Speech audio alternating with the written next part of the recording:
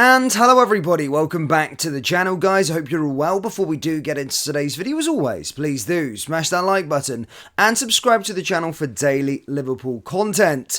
Guys, we're getting closer and closer to the weekend, which means, of course, Jurgen Klopp's final game in charge of Liverpool. Yes, that, of course, being against Wolverhampton Wanderers at Anfield, a game that's going to be very, very emotional for everybody that is connected to Liverpool Football Club. Following that then guys, there's going to be a very, very busy summer, as we can tell already in the lead up to the transfer window. We've been changing the kind of whole hierarchy around the club. There's been players linked to the club, there's been players linked with a move away from the club, and all I know for certain at this moment in time, it's going to be a very, very busy transfer window and a very, very busy summer for the Reds. In today's video guys, we're going to be discussing the deal that has of course been agreed as the paperwork has officially been filed. We'll be discussing that in today's video. I was also going over all the Liverpool latest news from the last 24 hours. But let's start with this one. James Milner's ridiculous longevity in the top flight will see him chase down an all-time Premier League record after signing a new contract at Brighton for the 2024-2025 season. Now 38, Milner is showing no signs of wanting to hang up the boots, having put pen to paper on a one-year deal that will see him extend his career into a 23rd season. The midfielder left the Reds last summer after 332 appearances, 230 of which were played in the Premier League, and has since made 20 outings for Brighton. It is there that Milner leapfrogged Ryan Giggs on 632 as the player with the second most Premier League appearances of all time, with Milner now outright second on 634. Only Gareth Barry has played more times in his career with 653, and that leaves quite the task on Milner's hands next season if he is to take on the all-time record of his former teammate.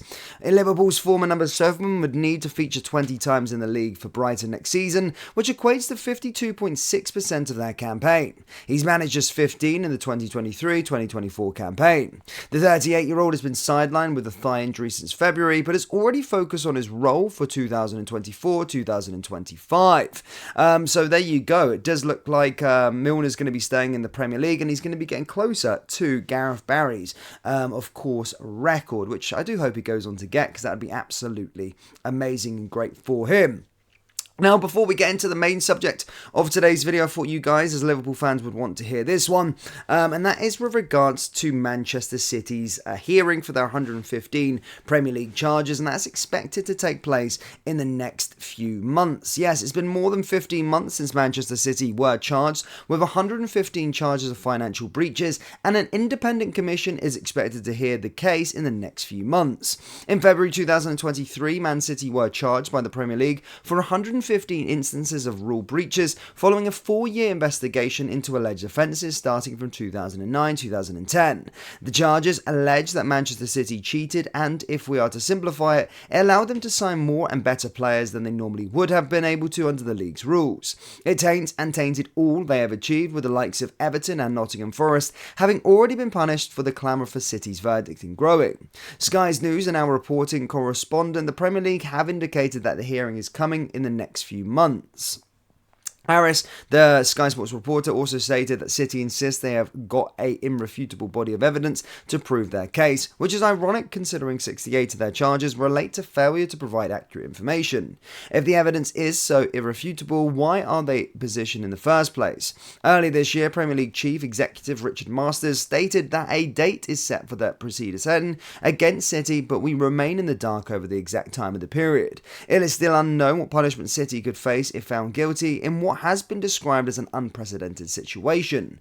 Points deduction, the stripping of their titles, and relegations have all been discussed since the charges were handed down, but we're all still clearly some time away from finding out. The independent commission who will oversee the case has limitless power, unlike in 2020, when City went to overturn the Court of Arbitration in Sport to overturn the UEFA ban. They can't not go back to CAS. So there you go, ladies and gentlemen, a date is going to be confirmed in the next couple of months for their hearing. Finally, finally.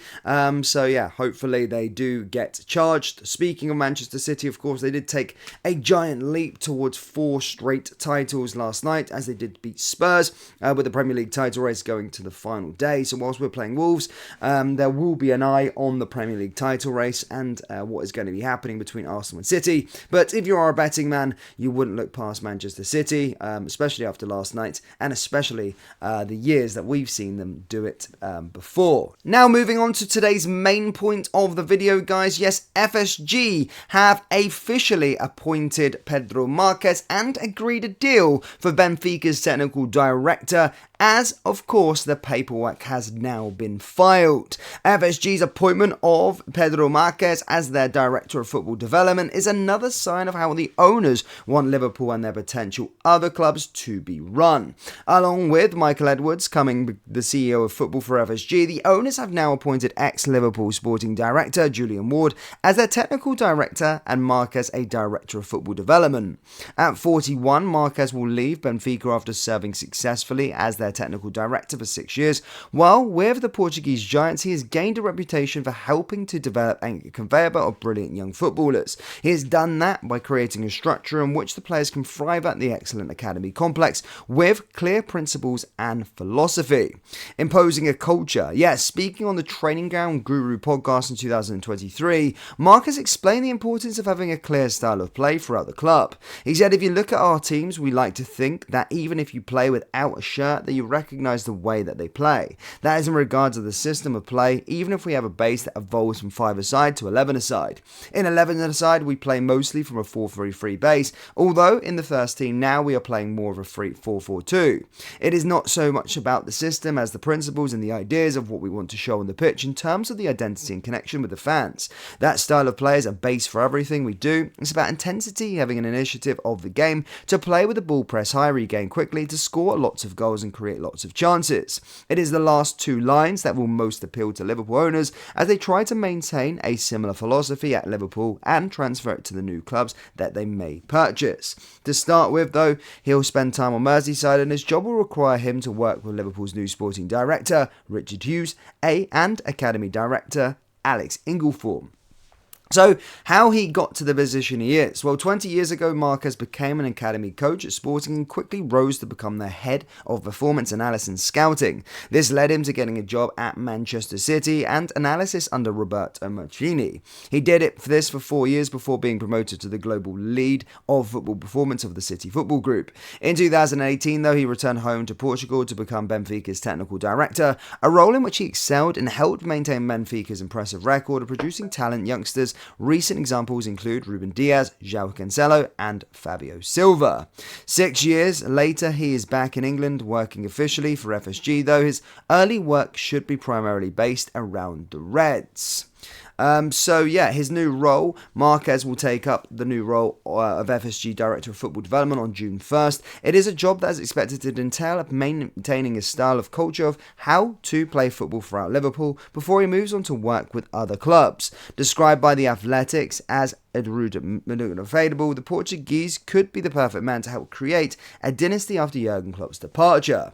So as stated in previous videos, guys, it is all coming together now, and whilst this one has been murmured about what's going to be happening, the paperwork is officially filed and he has been agreed and will be the technical sporting director or director of football development going forward into the new era. But Liverpool fans, we've covered a lot of ground today. Do let me know your thoughts on James Milner. Do you think he's going to break the all-time appearance record for the Premier League? What do you think with regards to Manchester City? And what do you think with regards to Pedro Marquez and all of the other staff that have been appointed at the club? As stated, let me know down in the comment section below. That brings us to the end of today's video. As always, please do smash that like button and subscribe to the channel for daily Liverpool content. Thank you. I'll see you all next time. Take care. Peace.